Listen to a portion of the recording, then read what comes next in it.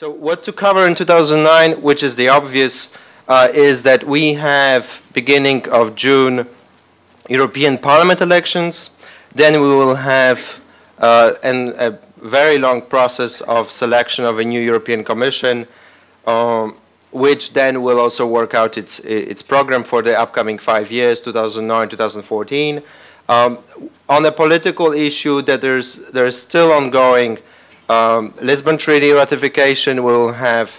I will come back to that in a second. Then we have politics as usual, meaning business as usual.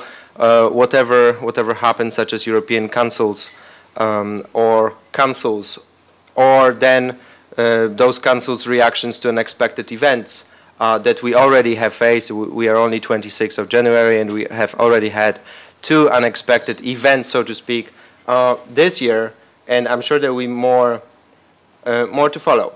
So first things first, European Parliament. This body will have its 7th direct election since 1979, come June 2009. There will be 736 people elected, which means this is the 2nd largest parliament in the world after the Chinese, which makes it the biggest, so to speak, democratic parliament in the world. Now, there's a big question whether it will be 1 campaign or 27 national campaigns. I bet it will be 27 national campaigns, that each member country will actually have its own, dominated by its own theme campaign, though this theme probably will be similar, linked to the economic crisis.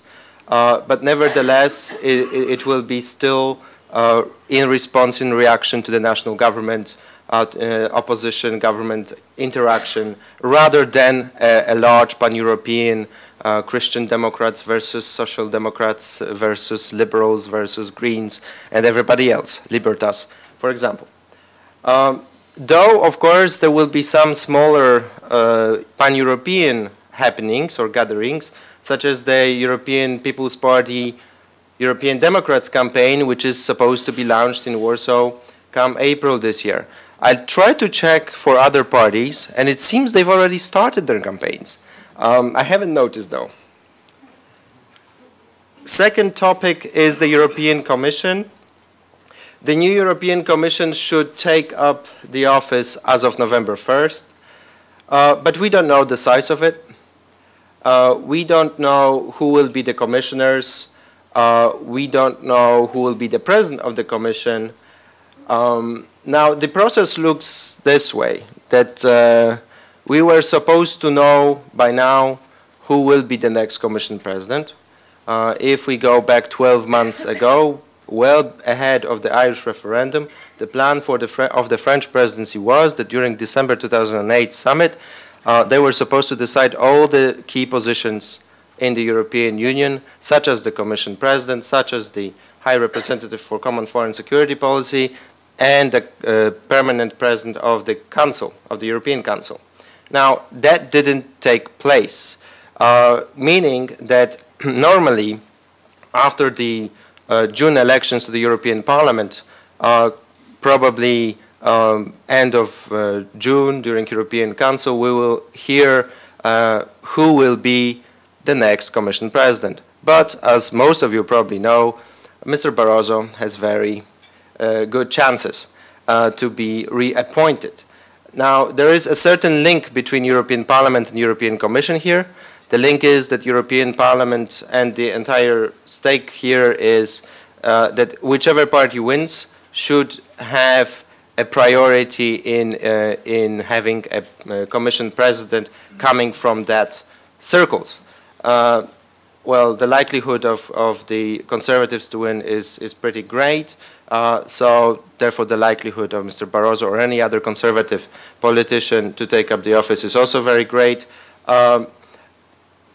Nevertheless, there might be some changes. We have seen that Mr. Barroso has been a front runner for that position for a very long time, but the EPP, European People's Party, failed to officially put him forward as their candidate ahead of the European Parliament elections. Therefore, maybe they have something hidden and a hidden hidden candidate or not. We will see. I'm sure you have your networks. You will be able to publish it on your blogs, and apparently that blog which publishes it will have quite a significant number of hits that particular week. After the Commission President is selected, we will have a process of hearings in the European Parliament. Normally it should take entire summer. And the Parliament has something to say. I mean, if you go back 5 years, in 2004, when the first Barroso cabinet was, not Barroso cabinet, Barroso Commission was appointed, there were 2 cases where Parliament said, no, this is a red card, this is a no-go. That was the case for Mr. Buttiglione, who failed to become a commissioner at all, and the second was Mr. Kovac, who failed to get his portfolio.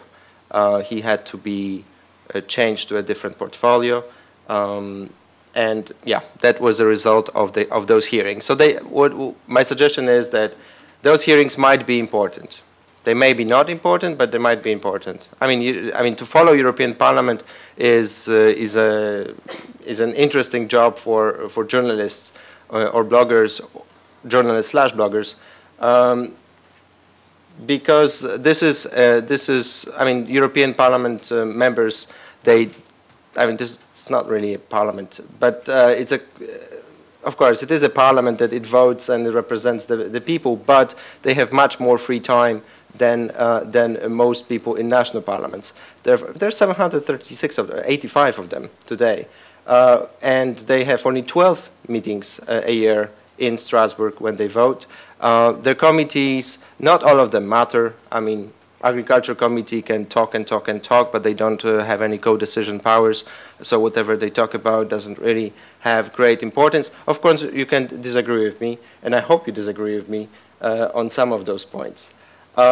Nevertheless, they are very open to talk to you and share with you their thoughts. Actually, a lot of them have their own blogs by now. And then is, of course, the program of the new Commission. The program of the new Commission is of great importance because this will, and without joking at all on this, this is basically a document that will, to a large extent, determine the longer-term perspectives of the European integration.